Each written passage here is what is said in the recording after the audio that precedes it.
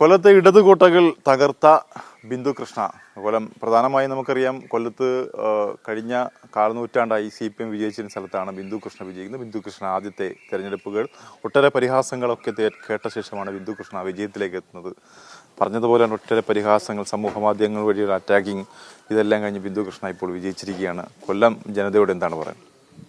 ഒരുപാട് സന്തോഷവും അതിലേറെ അഭിമാനവും കൊല്ലത്തെ പ്രിയപ്പെട്ടവർ എന്നെ ചേർത്ത് നിർത്തിയതിന്. നമുക്കറിയാം, രാഷ്ട്രീയമായും സാമൂഹികമായും ഒരുപാട് കാരണങ്ങൾ വിജയത്തിൻ്റെ പിന്നിലുണ്ട്.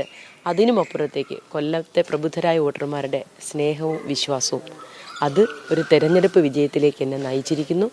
അവർ ഇങ്ങോട്ട് നൽകിയ സ്നേഹവും വിശ്വാസവും അതിൻ്റെ ഇരട്ടിയായി തിരിച്ചു കൊടുക്കാൻ ആത്മാർത്ഥമായി പ്രവർത്തിക്കും എന്നത് മാത്രമാണ് ഈ സന്ദർഭത്തിൽ പറയുവാനുള്ളത്. കൊല്ലത്ത് നമുക്കറിയാം, കഴിഞ്ഞ 5 വർഷം അല്ലെങ്കിൽ 10 വർഷം MLA ഇല്ലാത്ത, MLAയുടെ സാന്നിധ്യം ഇല്ലാത്തൊരു മണ്ഡലം കൂടിയായിരുന്നു. ഇനിയിപ്പം 24/7 ഒരു MLAയുടെ സാന്നിധ്യം ഈ മണ്ഡലത്തിൽ ഉണ്ടാവില്ലേ? തീർച്ചയായും ഉണ്ടാകും. MLA അല്ലാതിരുന്നിട്ടും ഈ നിയോജക മണ്ഡലത്തിലെ പ്രിയപ്പെട്ടവരോടൊപ്പം പരമാവധി ചേർന്ന് നിൽക്കാൻ ശ്രമിച്ചിട്ടുണ്ട്.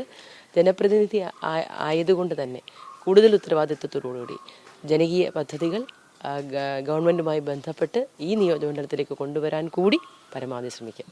ഇനിയിപ്പോൾ ഒരു സർക്കാർ അധികാരത്തിലേക്ക് വരാൻ പോവുകയാണ്. സീനിയോറിറ്റി അനുസരിച്ച് ബിന്ദു കൃഷ്ണ മന്ത്രി വരെ ആകാൻ സാധ്യതയുള്ള ഒരാളാണ്. ആ ചർച്ചകളിലേക്ക് പാർട്ടി കടക്കുമായിരിക്കും. ഒരുപക്ഷെ ആ സ്ഥാനമൊക്കെ തന്നു കഴിഞ്ഞാലും എങ്ങനെയായിരിക്കും മുന്നോട്ട്? അത്തരം കാര്യങ്ങളെക്കുറിച്ചൊന്നും നമുക്ക് ഇപ്പോൾ പറയാൻ കഴിയില്ല. പാർട്ടി അതത് കാലഘട്ടങ്ങളിൽ എടുക്കുന്ന തീരുമാനത്തിനനുസരിച്ചാണ് ഞങ്ങൾ ഓരോരുത്തരും മുന്നോട്ട് പോകുന്നത്.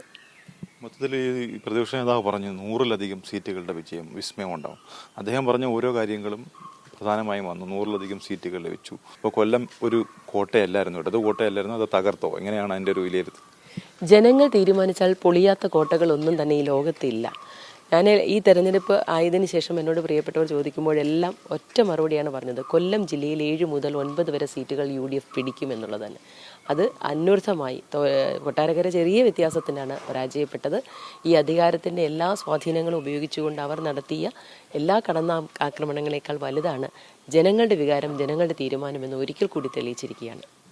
തീർച്ചയായിട്ടും കൊല്ലം ജനതയ്ക്ക് വേണ്ടി ഇനിയും ഒരുപാട് കാര്യങ്ങൾ ചെയ്യാനുണ്ട്. 24/7 അവൈലബിൾ ആയിരിക്കുന്ന ഒരു MLA ആയി കൊല്ലത്ത് ബിന്ദു കൃഷ്ണ ഉണ്ടാകുമെന്നുള്ള ഉറപ്പാണ് കൊല്ലം നിവാസികൾക്കായി ബിന്ദു കൃഷ്ണ നൽകുന്നത്. ക്യാമറ പേഴ്സൺ വിജീഷിനൊപ്പം ഷമീർ, ന്യൂസ് മലയാളം, കൊല്ലം.